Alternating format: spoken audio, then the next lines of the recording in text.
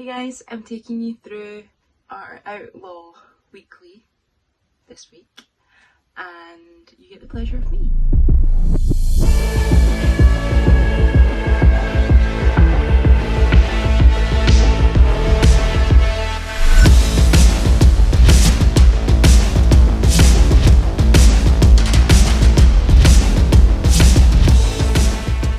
This is the real life setup of a virtual event.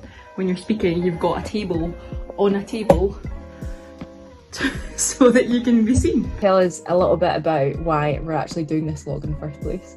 Okay, what are we talking about? Why are we doing it? So, Letitia and I are the only girls in the company, so we make sure that we carve out our own kind of girl time. And of course, we got talking about hair and beauty products and other things that we use. And I'm a very strong advocate for a brand called Function of Beauty. Everything that's posted online, we're in an attention economy. So basically, grabbing someone's attention is the most valuable thing. You know, when you put a post out, when you put a blog out, everything is just about getting someone's attention to read your thing about your brand. Okay, so I want to take the hair quiz. How excited are you? I'm so excited right now. You build your hair. So this is the questions. One page of 4. So let's just work through these. I get my hair cut once a year as well. So maybe I'm not the person to be giving hair advice.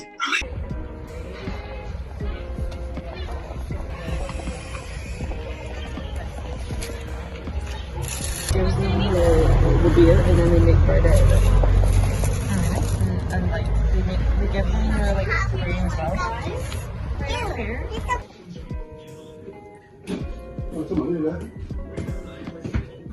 What's that? A cinnamon bun made of it. That's so big. That would like, okay, let me find out more about you, and then let's do something that is like specific to you. Yeah. So I think it has to be a mix of both. Like I definitely don't mind it if relevant ads sometimes come up, but not all the time. Yeah. And I'm a lot more careful now about when I go into websites, like what cookies I accept. Because I used to just be like, okay, accept it all, because I just want this pop-up to go away. I think a lot of websites probably use that as well to help with their personalization, because it helps them. It all comes down to knowing who your customer is and really being super aligned on like knowing your customer personas inside and out. So I don't really care if I see an ad that's got my name in it, but my husband absolutely hates it. Like he would probably throw his phone away or like break the computer. Okay, that's a little bit too extreme. No, he wouldn't. He's not aggressive like that. He's a lovely guy. He's a lovely guy. But yeah, he hates it. He turns off all cookies like for everything. Yeah. If he's an ad that's got his name in it, it turns him off. Like he would do opposite of what the ad's trying to get him to do. And if I get an ad, which is most likely for Disneyland Paris right now, because that's all I'm looking at, and it's like, Sarah, come to Disney, or something, I would absolutely love it. I'd be like, yes, Disney wants me. Like, it's a sign that I need to go. And I work in marketing. Like, I'm such a sucker. You're such a sucker. I'm a marketer's like extreme. Yeah, which is probably why I'm working in it. Basically, when I refer to the ability to set preferences for cookies and for privacy when landing on a website for personalised advertising, for example. So in order to do that, they need something from you to identify you when they're actually delivering personalised advertising. When you voluntarily sign up to a mailing list, for example, and they ask for things like your name, your email address, and maybe even like your company name and your position. A lot of the time they'll ask for your name, obviously to get to know you, so they know who it is that's signed up. It allows you as a customer to feel like you are being treated as one rather than as, just one within a huge crowd. So what we'll usually do is we'll insert personalisation into our emails so that we speak to the customer directly or the client directly. And a lot of mail campaigns will let you obviously do this.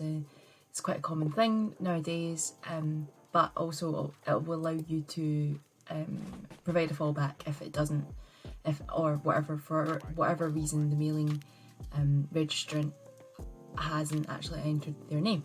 But the problem is, at what point does too much personalisation automatically lead us to turn off because we know that everyone's doing it?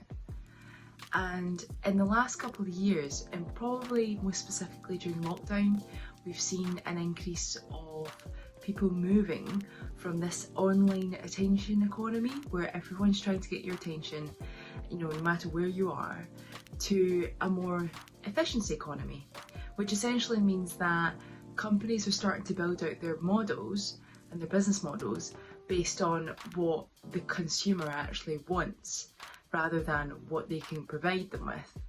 So let's say, for example, you are an avid coffee buyer. You know Aaron is, and so is Jake, actually the whole team is, and you go into a shop and you have tons of different coffees to choose from, right? And you become, every time you're going in to buy new coffee, they have another opportunity to sell to you. But actually, if you love one coffee and you decide that that is the coffee you want to buy, they can actually just subscribe it to you, and basically every month you get the same pack of coffee, and you don't have to fuss around choosing one certain specific coffee every month because you just love that one coffee. And by them actually saying and almost signing you onto a subscription, as a consumer you feel like, okay, I've made that choice and I feel like that's personalised towards me because this is a subscription that's just for me. Whereas, if you're just going to a shop and you can choose from 100, you're kind of like, okay, well, which one do I like? And that's a different sort of experience and journey, right? So by actually being in a more efficiency-based economy, you're also reducing waste because companies are going, right, well, we'll only create as much as we need to create based on demand. So thanks for joining us this week. It's been an absolute pleasure. Hopefully you learned a thing or two about personalised marketing. We know that a lot of companies are choosing to use our data that we leave behind to help personalise the customer journey and what we see as buyers. But we also know that by moving to a more efficiency-based economy, that it not only saves the planet because we're not creating more than is demanded, but we can actually allow the consumer to be part of that buying journey and allow them to personalise what they think would be right for them rather than giving them 100 products to choose from. So thanks very much, and remember to always check your cookies before you accept because you don't know where you're leaving your traces sometimes. Read the small print and we will see you next week. Bye!